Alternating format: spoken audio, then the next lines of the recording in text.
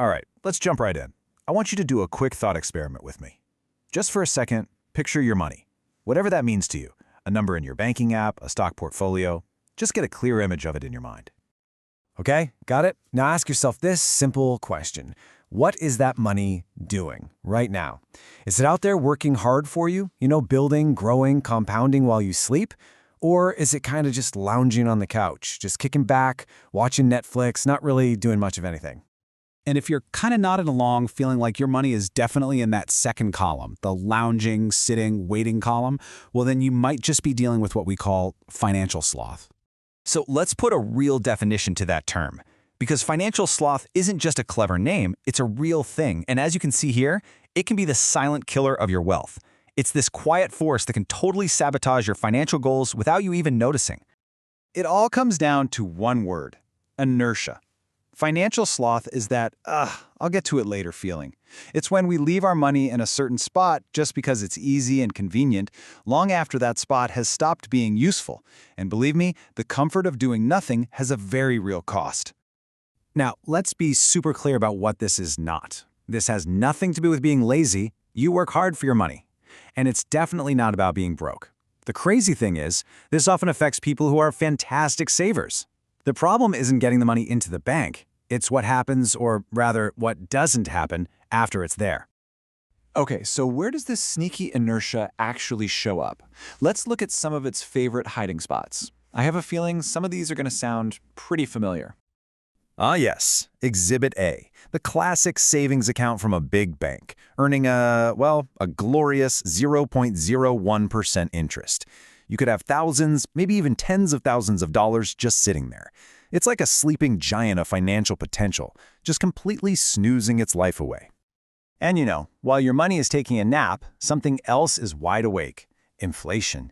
And it's hungry. Like the slide says, inflation is quietly eating your money's purchasing power for lunch. Every single day your money earns less than inflation, it's actually losing value. You're getting poorer just by standing still. But sloth hides in other places too. It's that old 401k from a job you left 3 years ago, just floating out there in limbo. It's knowing you should open a Roth IRA, but feeling so overwhelmed by all the choices that you just don't. That feeling of paralysis, where doing nothing feels safer, that is financial sloth in its purest form.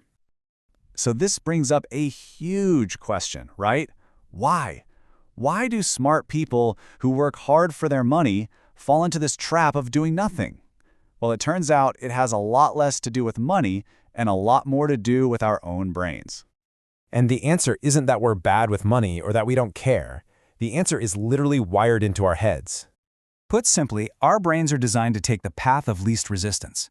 They are wired to avoid things that feel complicated, uncomfortable, or uncertain. And let's be real, researching high-yield savings accounts or figuring out how to roll over a 401k, that stuff can feel really complex. So our brain's default is to do nothing because it feels easier, it feels safer. And this quote just hits the nail on the head. That feeling of safety and comfort you get from just putting off your financial tasks, that is the #1 enemy of your financial growth.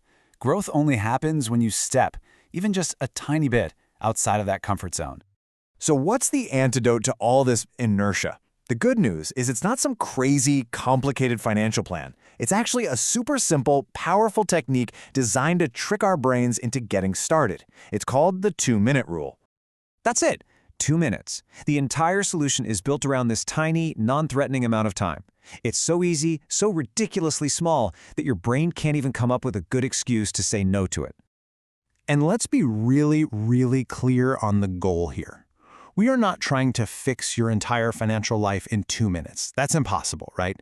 The only goal is to fight inertia. It's about making that first step so laughably easy that it's harder not to do it. And the rule itself is just this simple. Step 1, identify just one area where your money is being lazy. Just one. Step 2, take one tiny action that moves you forward and takes less than 2 minutes to do. That's the whole game plan. So, what does this actually look like in the real world? Let's connect this rule directly back to those problems we talked about earlier and see how you can put this into action, like right now.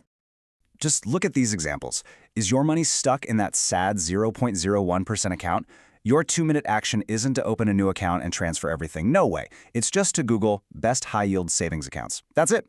Got that old 401k? Don't worry about the rollover forms. Just find the website for it and reset your password so you can log in. Feeling totally overwhelmed about investing? Just pull out your phone and download a brokerage app. You don't even have to open it yet.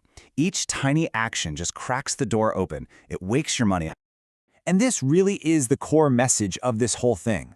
We get so paralyzed trying to figure out the perfect plan that we end up with no plan at all. But a small, imperfect step that you actually take today is infinitely more powerful than the flawless strategy you're always going to get to tomorrow.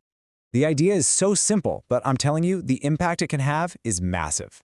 So the only question left is the one right there on your screen. What one tiny step are you going to take to conquer financial sloth? What will your 2 minutes be?